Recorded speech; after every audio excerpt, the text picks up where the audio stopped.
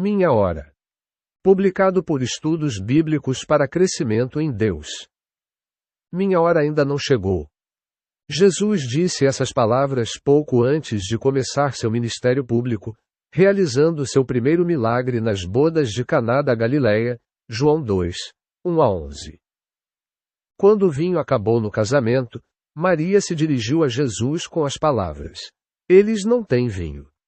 De alguma forma, ela sabia que Jesus tinha o poder e os recursos para salvar uma situação que estava em crise. Jesus respondeu: "Que tenho com você, mulher? A minha hora ainda não chegou."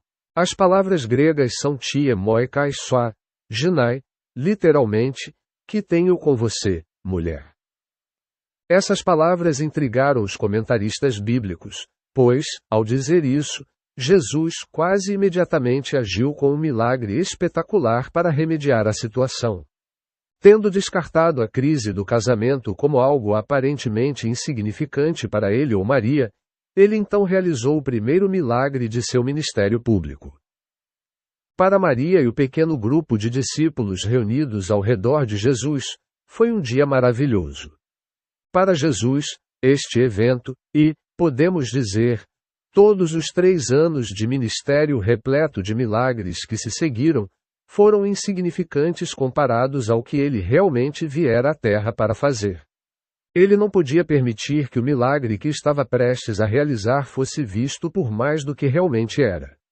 Por mais glorioso que pudesse parecer aos seus seguidores, esta não era a sua hora, nem a sua verdadeira glória. Esta ainda estava por vir. Muitos anos depois, quando João escreveu seu evangelho, ele viu, provavelmente em retrospectiva, o que Jesus havia visto em previsão. Ele descreveu esse milagre e todos os outros milagres que Jesus realizou como sinais. Não eram as realidades em si, mas sinais que apontavam para coisas maiores. Ele poderia ter escrito volumes sobre os 3 anos que passou na companhia de Jesus, mas, em vez disso, dedicou mais da metade de seu evangelho à última semana de vida de Jesus e aos eventos que cercaram sua morte e ressurreição. Mais adiante no evangelho de João, os irmãos de Jesus agiram de forma muito semelhante à de Maria. A ocasião era a grande festa nacional de Sucote, ou Tabernáculos. Judeus de todo o país e de outros lugares subiram a Jerusalém para celebrar. Era o momento ideal para se tornar conhecido publicamente. "Você deve sair daqui e ir para a Judéia", disseram seus irmãos, "para que os seus discípulos vejam os sinais que você faz." Ninguém que deseja se tornar uma figura pública age em segredo. Já que você está fazendo essas coisas, mostre-se ao mundo. João 7. 3,4. Novamente Jesus disse: "A minha hora ainda não chegou." Ele então esperou alguns dias e foi secretamente à festa. Então, falou publicamente no templo. Suas palavras provocaram a ira de alguns, e lemos: "Então, tentaram prendê-lo, mas ninguém lhe pôs as mãos, porque a sua hora ainda não havia chegado." 7:30 da manhã. Logo depois, lemos as mesmas palavras novamente. Ninguém o prendeu, porque a sua hora ainda não havia chegado. 8:20 da manhã. Agora começamos a entender o que ele queria dizer com a sua hora.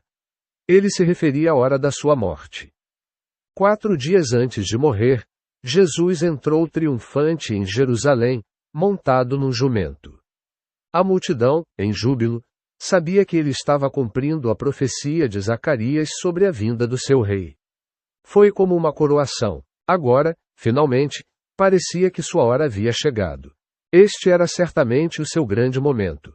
Mas não era. A hora chegou. Finalmente, quando todo o seu ministério público terminou e sua morte era iminente, Jesus proferiu as palavras: "Chegou a hora de o Filho do Homem ser glorificado." Ele prosseguiu orando: "Agora meu coração está perturbado, e o que direi?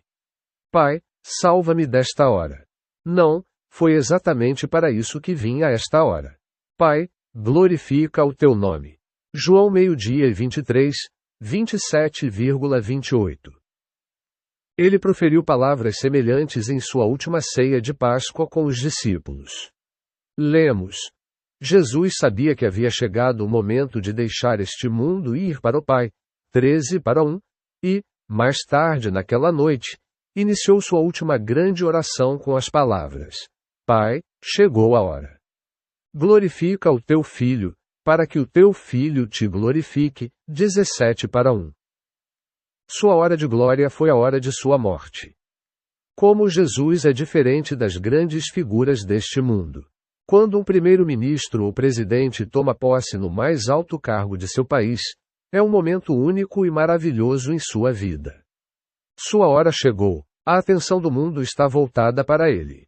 Quando seus 4 ou 5 anos de mandato terminam, ele desaparece da vista do público. Sua obra está concluída. Quando 20 ou 30 anos depois ele morre, é apenas um nome do passado. Há muito tempo ele deixou as manchetes dos jornais e as transmissões de TV. Para Jesus, a hora da glória era o oposto de tudo o que essas palavras normalmente significam. Ele morreu como um criminoso comum, em dor e agonia, aos 33 anos, sozinho e abandonado por todos os seus seguidores, com sua missão aparentemente um fracasso total. Mas, invisível aos olhos humanos, Jesus realizou mais em sua hora mais sombria do que todos os heróis e benfeitores do mundo juntos. Ele enfrentou e conquistou todas as hostes das trevas. Sua hora de dor e agonia trouxe bênçãos imensuráveis para toda a raça humana. Naquele grande momento eterno, ele transformou toda tristeza em alegria, toda doença em saúde, todo ódio em amor, toda a escuridão em luz e toda a morte em vida. Ele mudou o destino de toda a criação e a libertou da escravidão da corrupção. Quando finalmente nossos olhos se abrirem e virmos as coisas como elas são, adoraremos a Deus e saberemos que Ele respondeu à grande oração final de Jesus. Pai, chegou a hora. Glorifica o teu Filho, para que o teu Filho te glorifique.